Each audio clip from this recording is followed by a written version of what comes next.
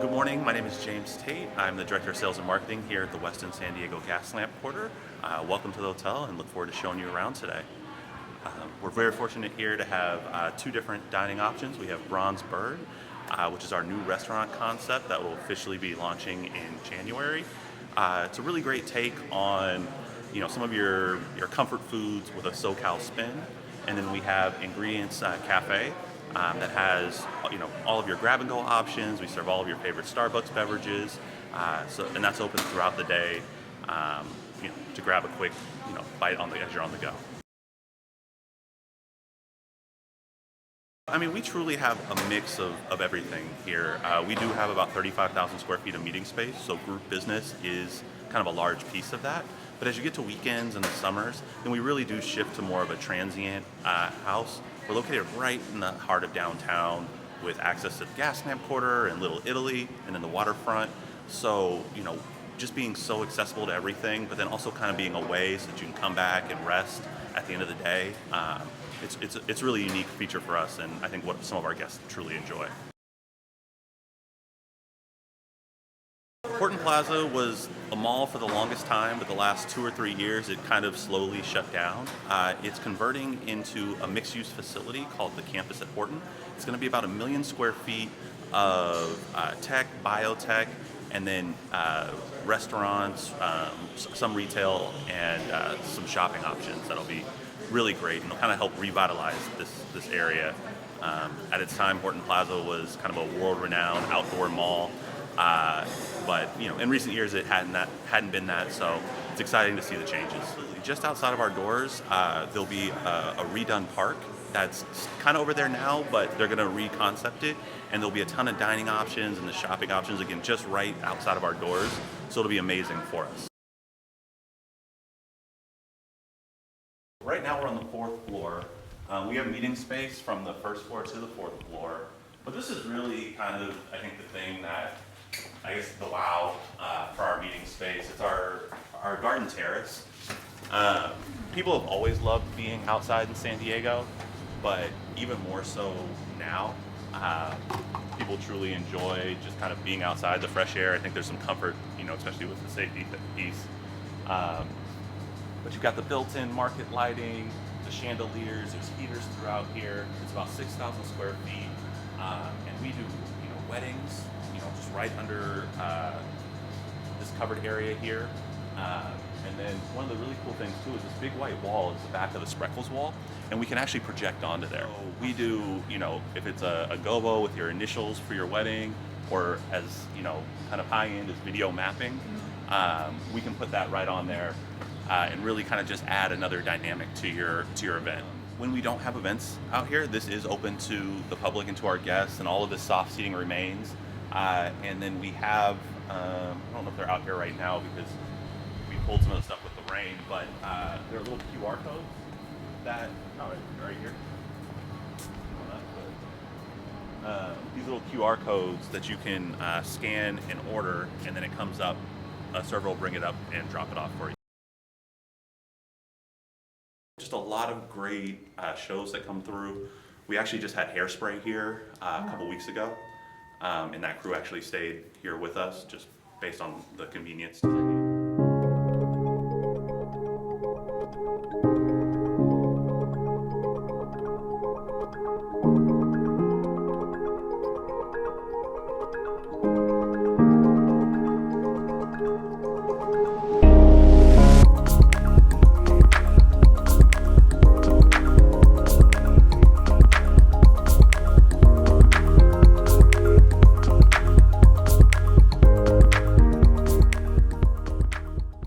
Westin workout, and you'll notice it's a lot bigger than most hotel gyms, and that's again because Westin at its core is a wellness brand. So feeling well and allowing you to maintain your routine is really important. One of the cool things we do have is we have a couple of different Peloton bikes over here, as well as TRX equipment, in addition to all of your normal cardio machines, free weights.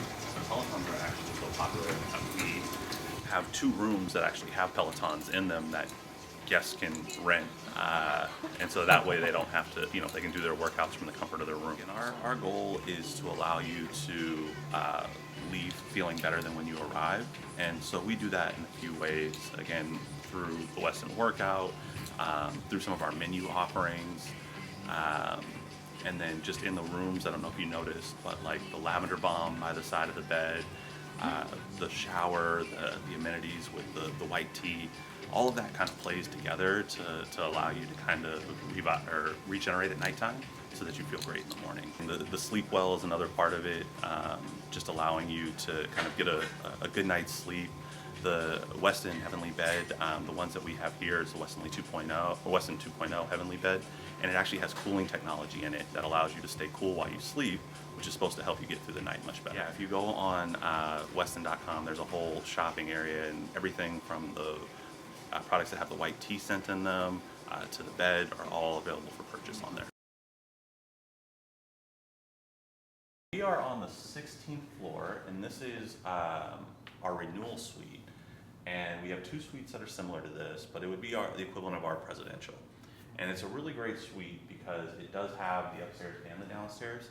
So you're able to entertain downstairs, but then have your separate private area upstairs and kind of close that off. So it's got a dining room table, kind of a larger kitchenette.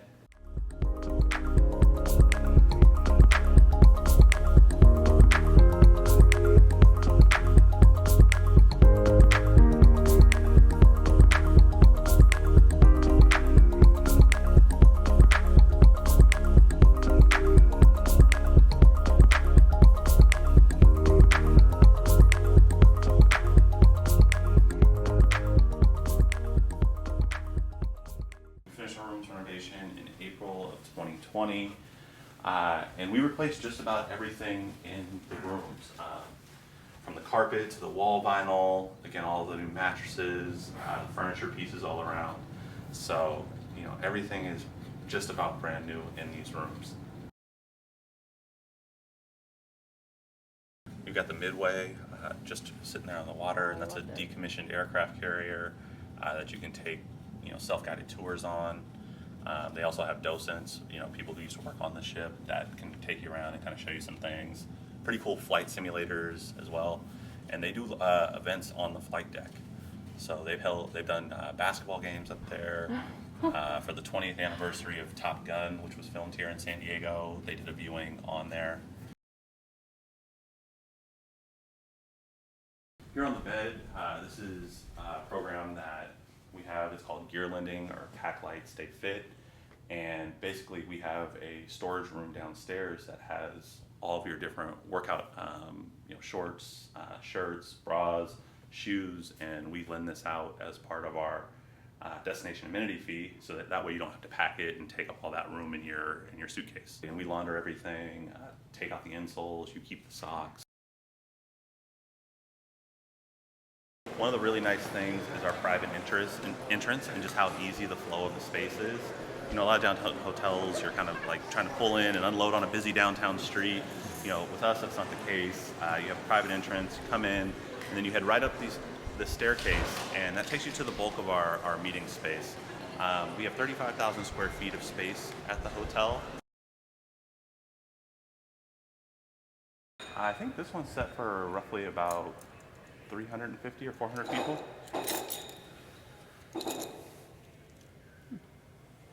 This is our largest ballroom. It's our California ballroom, just shy of 9,000 square feet. So this is a restaurant of Bronze Bear. So we're gonna be featuring a new menu since we're about to open with a new concept. It's going to be mostly kind of pop theory, but focusing on the local cuisine. So since we're neighbor to the beautiful Valle of Guadalupe, so we're going to be incorporating some of their cuisines to our restaurant, and mostly since our restaurant is mostly Scotch and wine, so we're going to be trying to pair with those two. So currently we're working on the menu. Hopefully we have the menu by the second week of January. It would be great for starting a new year. So let me show you inside. So this is the line. The beauty about these restaurants are open kitchen restaurants, so you can get to see people coming and people can come see how you're cooking.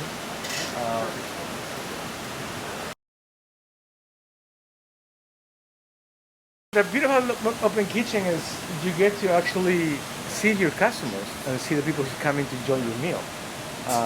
Back in the days, the kitchens used to be closed, and you will have to ask, can I talk to the chef? So you will know who the chef is in the back. The chef can come from the room and you will see the chef. Here you can actually see not only the chef cooking, you see the whole team doing it. It's a brigade of chefs to make it happen behind the scenes. So now you can see, it's an art. What they're doing, my guys, is a craftsmanship. So they're proud of what they do. So we have another kitchen which I'm gonna take you right after this. We call it main kitchen because it's actually the backbone of the operation. And mostly the main kitchen does banquet events, catering events, supplies food with a coffee shop, and actually helps the restaurant as well. This week we're really busy. We have tonight a dinner for 200 people. Tomorrow we have close to 900. Friday we have close to 600. Saturday we have another 500. And Sunday we have another 300. Wow. So that's my next 4 or 5 days for me. Is that typical for here, for this? Well, it's typical for the holidays. And yeah, this hotel is a convention hotel. So we do cater a lot of convention needs. And we'll do between 400 and 600 people. So for example, all these hot cars, they're gonna be full of food starting tonight. So we have all these cars lined up for this shop. We call them hot cars or hot cabinet. You keep all the, right here you put a place of food, we keep it nice and warm before service. So we're gonna have 900 plates coming here. And all of this. This is what we call the main kitchen. So we have, 6 rich walk-in coolers. One is, all dairies, cheeses, and here's when we keep all the vegetables. We keep it here in this cooler. So we have cheese, dairy, vegetables. Here we keep herbs, vegetables. So for example, this is for lunch today, so that this has a made there, ready to go for lunch today. Yeah. Tomorrow night, every single cooler is going to be full with those cars because it's 900 people. Good morning. All the meat for all the next 2 days is all on boxes. Right here is easy 3,500 pieces of meat. You just pull this car, you see it's all full of chicken here. Chicken, bean, yeah. 1, 2, another towel there. And you have a warmer, so when the food comes out, we keep it here before service. And I have that beautiful machine there. It's a blast chiller. What it does, it cools down anything. So this works pretty well when you're cooking and want to cool down soups or anything. This cools down so quick. You can freeze it too. I can do like a instant cube freeze. So the main purpose of this is just to cool down the food. Correct. And you said, why would you want your food When we cool? do all the salads, pasta salads, potato salads, when we do mousses, so we cool it down there instead of in the old school method you have it, you put in shallow pans, you put in the cooler.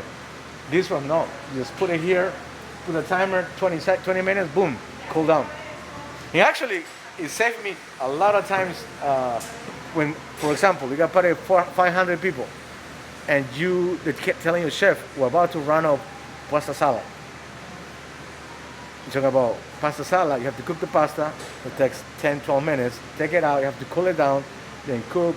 And this one, cook the pasta, put it here. And the two skillets here, that's what we cook. Sear meat, mac sauces, mac soups. So later today is going to be busy. So you can sear meat here, you can cook. Back in the day, we used to call it Swiss skillet. Swiss skillet. Yeah, that's what people used to call it before. But now you call it brazier or skillet. But they're good when you do volume, because you can do, look, you have 40 gallons, you can make 40 gallons, that's enough soup for probably 1,000 plus. Here we put the bain-marie, so we keep the sauces hot, but I would do it later at night when we have all the sauces ready for service. So here I got a steamer. When we do steam all the veggies, when we do mashed potatoes, we put it in the steamer. So you can steam here easy 100 pounds of potatoes at once, because you can put 50 pounds here and 50 pounds here. This is just like you have at home too. This is great. It's a good machine. So what kind of dough would you mix in here? Well, we do everything we can do for kasha. We can do, we use it for mashed potatoes, sauces. Yeah, we use it for everything. This has multi-use. So how many people work here in the kitchen? In the kitchen, we have, my crew is 23 in the kitchen. So obviously, we divide it by shifts. But this week, most of them are working. So this is just 1/4 of the crew. The crew is coming in staggered times, because we have breakfast, then lunch, then reception, then dinner. So they're coming in staggered time in order to make it happen. 23 is a good amount of crews for you? Yeah, 23 is a perfect number. I wish I had more. Anybody, that question, everybody will tell you I have more, but So you could use more? yes, we can use more. But right now, I'm really happy with what I have. I'm lucky because some people have less than me, especially now with COVID and all that. Kind of hard to bring people back to the kitchen. So why do you think you're doing better than some of the other restaurants? Is it because it's the Westin brand that you want to work with? Well, besides the Westin brand, I think is the team like to be together. So the team has been here, they're like a family. So they know each other. You have to have that. So you've been here 7 years, so a lot of your team members have been here longer? Yes, an average of 13, 14 years. And we have a new people coming too. Actually, the chemistry is there. So the beauty of this hotel is that every other year we change the lead, the supervisors, the sous chefs. So it's new blood coming in of the leadership, driving, so you still have the same base of people that are adapting different skills. So you have a team that is stronger than before, because they used to have so many sous chefs before them. They work with many sous chefs. They have many different techniques. So Where do they go after a few years? well, they get promoted. They go to be executive chef to another locations. I have in this hotel. I have 4 executive chefs in my 7 years.